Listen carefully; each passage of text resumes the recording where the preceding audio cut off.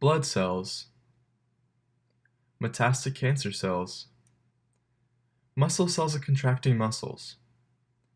How are all of these related? They all move. But why is this significant?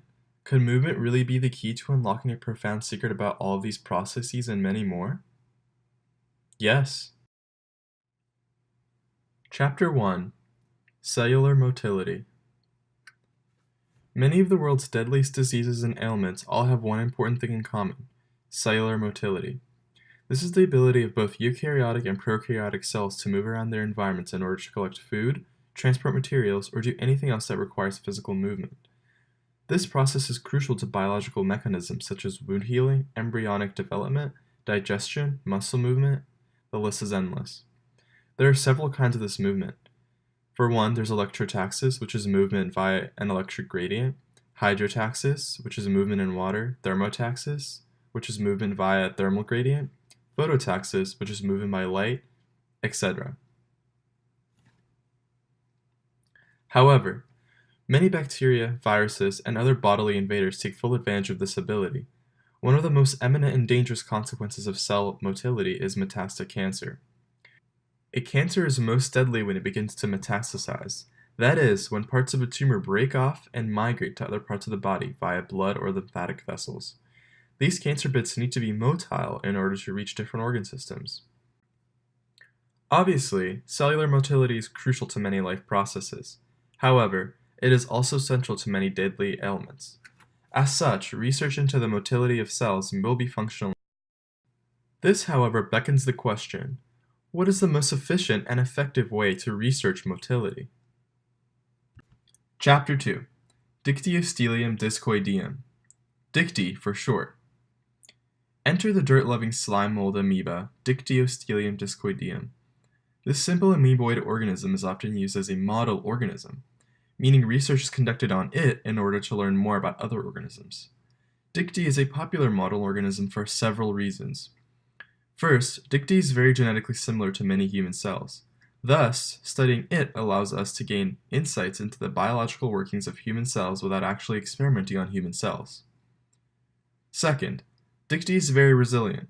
It has been shown to survive large electrical currents, exposure to toxic chemicals, and even being placed in a relatively high-heat environment. Dicty cells are known to undergo a process known as streaming. This is a kind of collective directed motion in which Dicty cells travel together via chemical signaling in order to find sources of food. Here's a video.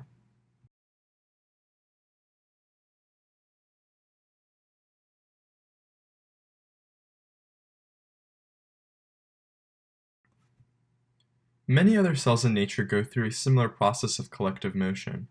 As such, we can gain many insights by studying the physics of Dicty streaming. But this beckons another question. How do we study Dicty? What methods should we use? What sort of scientific approach should we take? Chapter 3: Biophysics, Dicty, and Electric Fields. Studying the motion of objects has historically been done with a physical approach. Thus, it makes sense to study the motility of Dicty using physics. Coincidentally, the application of physics to biological systems is known as biophysics. Okay, so for any object, we can create a set of physical equations that describe the motion of Dicty cells. How does that help us?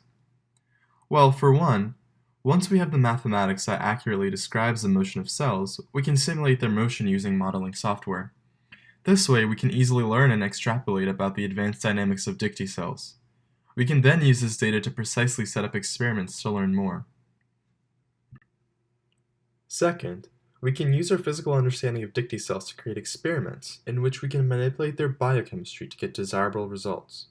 But how can we achieve such command over motion? Another way to control the motion of cells is through the use of an electric field, which is a region around a charged particle or group of particles in which other matter can feel a force. It has been shown that external electric fields can guide the motion of cells. In our experiments, we place Dicty cells in electric fields of varying direction and strength.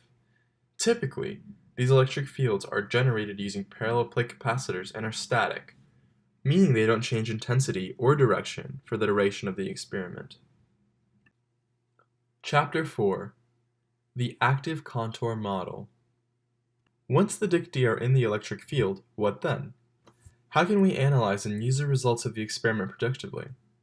One way is to utilize what is known as an active contour model, also known as a snaking algorithm. This is a kind of computer program that defines and outlines the edges of certain objects based on given parameters. This kind of program is extremely useful for analyzing the motion of cells because it allows one to track the motion of and take statistics on thousands of cells at a time. So how can we actually use the snaking algorithm? The procedure is fairly simple. First, we take a long video of Dicty cells moving through an electric field. Next, we run this video frame by frame through an active contour model. The model is programmed to distinguish the boundaries of the cells from the background and will track them for the length of the video. The output of this model will be a dataset with metrics such as the positions, velocities, momenta, and other physics of the cells. From these statistics, we learn how the force of the electric field interplays with the plethora of other forces that are involved in the motion of Dicty cells. Chapter 5. Electrotaxis in Medicine. So we now have an overflowing knowledge about how electric fields affect Dicty cells. What can we do now? With the data we have on the effects of electric fields on Dicty, we can develop technologies and medical techniques that apply the results of the experiments in a productive manner. For example, because of the motion of metastatic cells is so similar to the motion of Dicty cells, we can develop technologies that take advantage of electrotaxis and gently move dangerous tumor cells out of a patient's body.